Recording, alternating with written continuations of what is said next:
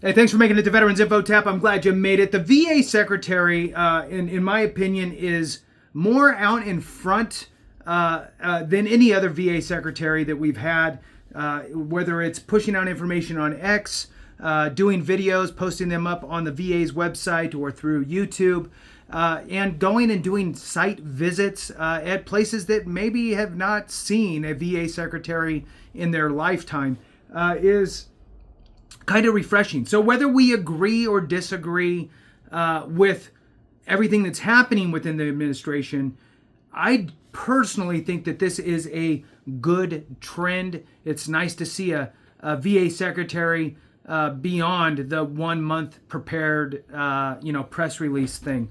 So let's jump into this. I do have an article that I pulled up here that kind of shines a little bit of a light.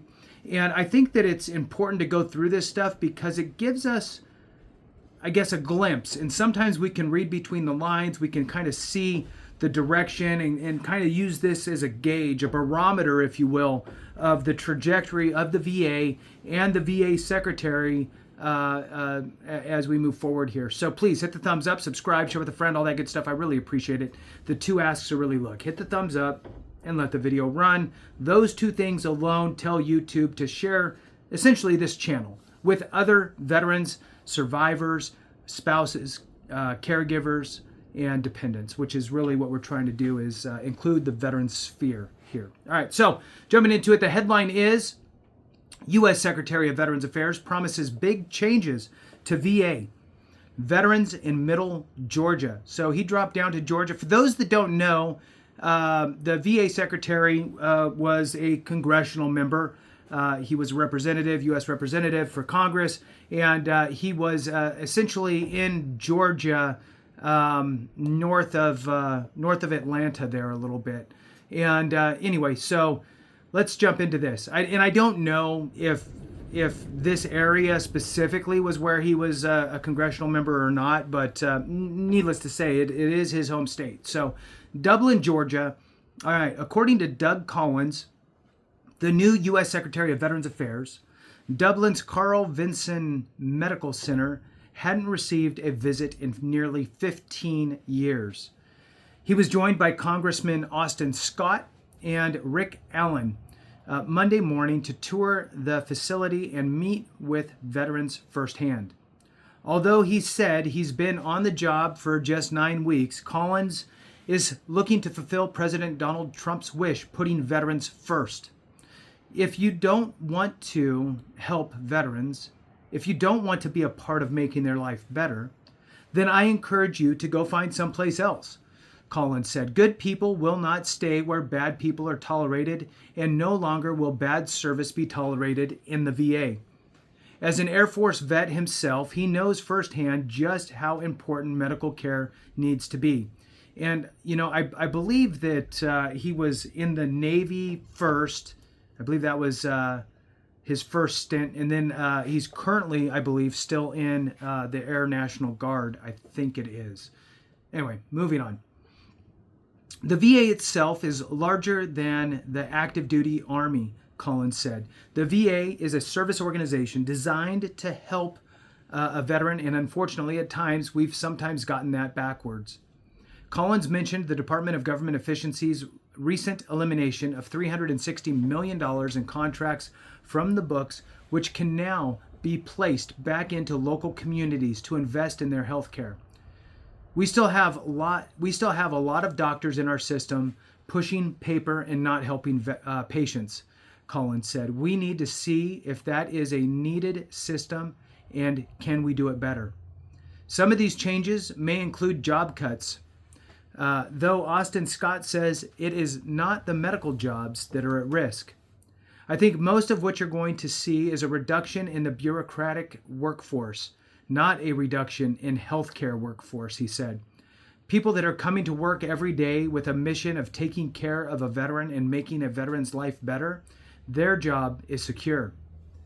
Leaders heard from staff members that it's taken a carousel of leaders to keep the lights on.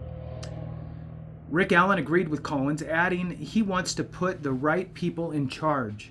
And if we have people that aren't interested in it, they need to be reassigned somewhere else, Allen said. Trump is on the ground, and that's where you'll find out where the challenges are. Making change, however, starts with creating a culture, according to Collins, and it's what you put in, he said. Leadership, the policies, the focus, to make sure we're spending our resources wisely. We're putting people where they need to be. And, that's the quotation there that it ends up with Collins's last quote there. I'd love to get your thoughts on that. Look, we're getting a lot of I guess, words, right? Words that are all saying essentially the right thing, right? We're going to cut waste, fraud, abuse. We're going to, make the VA a more lean and efficient machine to serve veterans. We're going to make sure that veterans are not impacted with their health care or their benefits. We're cutting away the back office bureaucratic nonsense, and we're going to push forward, right? Cool, that all sounds great. But then, on the other hand, we hear we're cutting 80,000. Well, how do you come up with 80,000 if you don't even know exactly where all your staff is and what positions they have? Well, the VA's response, Secretary Collins' response to that is, well, look, essentially that's the goal that was handed down from the executive office. So President Trump says, here's the cut across the board percentage-wise. Take your department, figure out that percentage, and then that's what you're going with. That's your goal. So Secretary Collins gets that as his goal, and then that's the number, right? So 80,000 is the number. Will it really be 80,000? I don't know. I would like to hope that if in this process the VA secretary identifies 40,000 of those 80,000 are actually needed, then the other 40, well, then those are the ones that are at risk.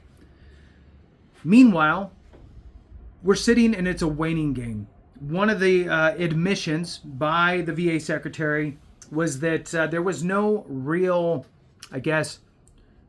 matrix of leadership. There's no organizational chart that's down to the final employee.